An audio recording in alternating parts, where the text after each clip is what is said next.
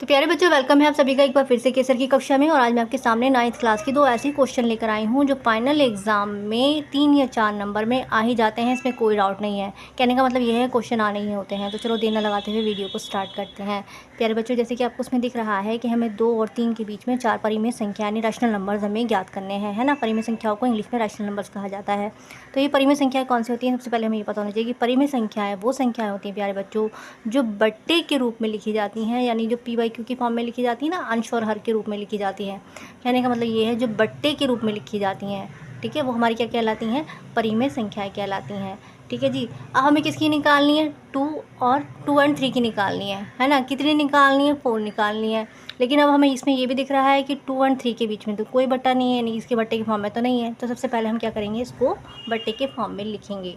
तो यहाँ पे हम इसका आंसर लिखते हैं सबसे पहले, ठीक है जी। क्या है, 2 और 3 है ना, यहाँ पे हम लिखेंगे 2/1। दूसरी कौन सी है, 3 है, तो यहाँ पे हम लिखेंगे 3/1, ठीक है जी। अब कितनी निकालनी है, 4 निकालनी है। प्यारे बच्चों, एक बात हमेशा ध्यान रखना कि एग्जामिनर हमें जितनी भी निकालने के लिए देगा ना, जैसे यहाँ पे 4 दे रखी है, तो हम उस 4 में 1 को जोड़ देंगे, यानी 1 को प्लस कर देंगे, ठीक है जी। तो कितनी हो जाएंगी, 5 हो जाएंगी, 5 हो जाएंगी ना। लेट सपोज मान लो यहाँ पे 4 नहीं होता, 5 होता, तो हम 5 + 1 कर लेते। 6 होता तो 6 + 1 कर लेते। तो कहने का मतलब ये है कि जितनी भी संख्याएं देगा बस में आपको एक नंबर को जोड़ लेना है, ठीक है जी। अब कितना है, 2/1 और 3/1 हो गया ना, बट्टे के रूप में हो गया। अब हमें क्या करना है प्यारे बच्चों, बस कुछ नहीं करना है। यहाँ पे 2/1 गुणा का निशान लगा के, इंटू का साइन लगा के, जो 5 आए ना, इस 5 को ही हमने ऊपर नीचे लिख देना है, ठीक है जी। इक्वल का साइन लगाएंगे। 3/1 के साथ भी हमें ये करना है, 3/1 गुणा में 5 ठीक है, 5 × 5, सॉरी 5/5, ठीक है जी। अब हमें क्या करना है, जब हमें ये पता है प्यारे बच्चों कि जब हमारा मल्टीप्लाई का साइन होता है, गुणा का निशान होता है, तो आमने सामने मल्टीप्लाई होती है। तो 2 5 कितने हो जाएंगे भाई, यहाँ पे तो 2 5 हो जाएंगे हमारे 10, ठीक है जी। एंड 1 5 5।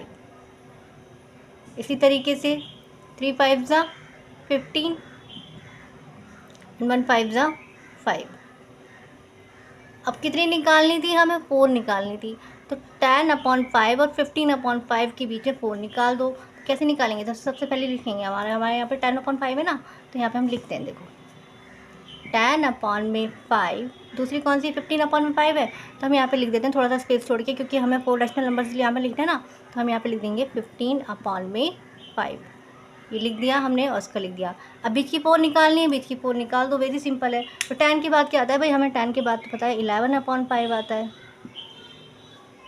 फिर 12/5 आता है, फिर 13/5 आता है, और फिर ये 14/5 आता है। बीच की 4 निकल गई, और प्यारे बच्चों यही आपका राइट आंसर है। तो प्यारे बच्चों, वीडियो कैसी लगी हमें कमेंट सेक्शन में ज़रूर बताइएगा। और अगर आप हमारे चैनल पर पहली बार आए हैं, चैनल को सब्सक्राइब नहीं किया है, तो चैनल को सब्सक्राइब करके बेल आइकन की ऑल पे प्रेस कर देना, जिससे कि एग्ज़ाम के लिए जो इंपॉर्टेंट वीडियोस बनाई जा रही हैं, जो एग्ज़ाम में आनी ही होती हैं, उसकी नोटिफिकेशन आपको समय समय पर मिलती रहेगी।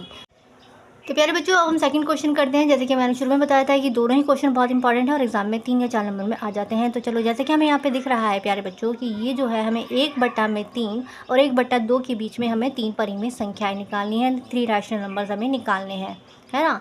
पहले वाले क्वेश्चन में हमने देखा था कि वो बट्टे के फॉर्म में नहीं था, लेकिन ये तो ऑलरेडी बट्टे के फॉर्म में है, यानी p/q की फॉर्म में है ना, बट्टे के फॉर्म में है ना, परिमेय संख्या की फॉर्म में है।